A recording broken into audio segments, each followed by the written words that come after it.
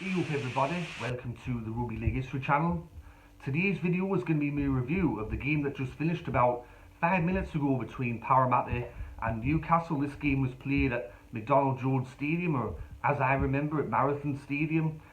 This was round 13 of the NRL 2021 Telstra Premiership. Newcastle were coming into this game after beating Manly, and Parramatta were coming into this game after losing back-to-back games against both Manly and South, where we were exposed defensively in both those games. This game was also the 20-year commemoration of Newcastle beating us in the grand final. There was 12 rounds already in the season, but for some reason they decided to do the commemoration game against us. I wasn't particularly happy about that. I fucking can't stand Newcastle, I hate them, and for them to do that is just an insult. So we were right up for this game, and we started off really well. In the 3rd minute, Ryan Matterson scores after a short side play by Reid Marnie. It was a really nice play by Marnie. He could have gone left, but he saw someone on the right hand side of the field. He went that way.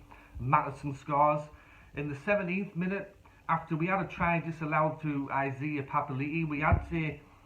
Newcastle had a couple of sets down our end of the field. I thought we handled them quite well. And in the 17th minute, here's Dunster. He scores a try.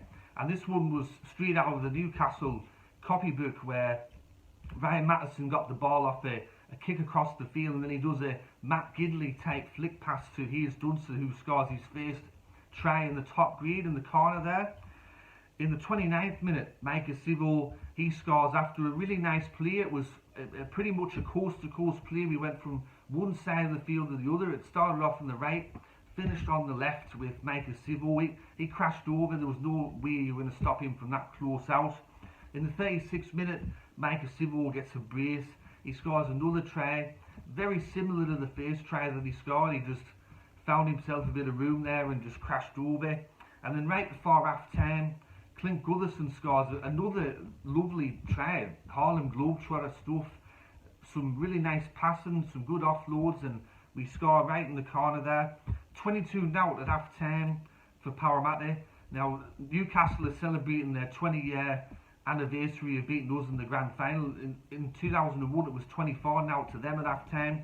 22-0 to us at half-time. They didn't have Andrew Johns, they didn't have Robbie O'Davis for this game, so that's probably the reason why we were up 22-0. In the second half, it started off just like the first half. We didn't take our foot off the throat whatsoever. In the 43rd minute, Bryce Cartwright scores a try. There was question marks about the pass, because the pass was around the back of a Newcastle player. It touched the Newcastle player.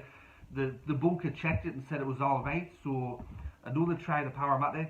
54th minute, Tom Opacek gets a try. It was a nice play down the right hand side of the field. Newcastle got the defensive reading all wrong, and Opacek scores. Just after that, there was a play where Braden Musgrove was alleged to have knocked the ball on. Did it go far? Did it go backwards? The bunker took an eternity. It went for about 5 minutes, and people in the crowd were saying, "Fucking how are you? Get on with the game. We're getting fucking cold out here," because apparently it's a bit chilly in Australia at the moment. And to sum up Newcastle's night, 5 minutes with that bunker delay. First tackle, Bradman Best losing the ball. First tackle. And just after that, you also had Suasu Su, who was sent to the sin bin in the 66th minute for a late hit on Reid Marnie. Now, I don't think it was a sin bin. I looked at the replay, because he did show a couple of them, and I don't think it was a sin bin at all from Suasu Su. I thought Newcastle were hard done by there. In the 69th minute, with the man advantage, we score another try through Wonga Blake, the much maligned Wonga Blake. And then in the 76th minute for Newcastle, they got their only try through Anari Tuwale. They went down Wonga Blake's side of the field, and on one of the few occasions that they actually went down that side, and they got a try towards the end. The final score finished 40 points to 4 in favour of Parramatta. With the conversions, though, we only kicked 4 from 9, so it could have finished 50 points to 4 if we would have kicked all those goals. Best players for Parramatta, I think the whole team. Every single player for Parramatta tonight played well. They played with a lot of intent. They played with the right attitude, and we got the result we wanted. But some players in particular that I was impressed with. Once again, Gutherson was good. Moses, Opacek. Ryan Mattison was very good in that first half there. Bryce Cartwright off the bench had a great contribution. So I was really pleased with this game, and I was really pleased with the result. We were ruthless from start to finish. We didn't let up for one moment. We were clinical, and it's a great way to bounce back after 2 disappointing losses. Next week we play against West Tigers on the Sunday, so a 7-day turnaround. And meanwhile Newcastle have to play against South Sydney down there at Stadium Australia. So I'm really pleased with the result. 20 years ago, Newcastle destroyed my hopes and dreams of a premiership.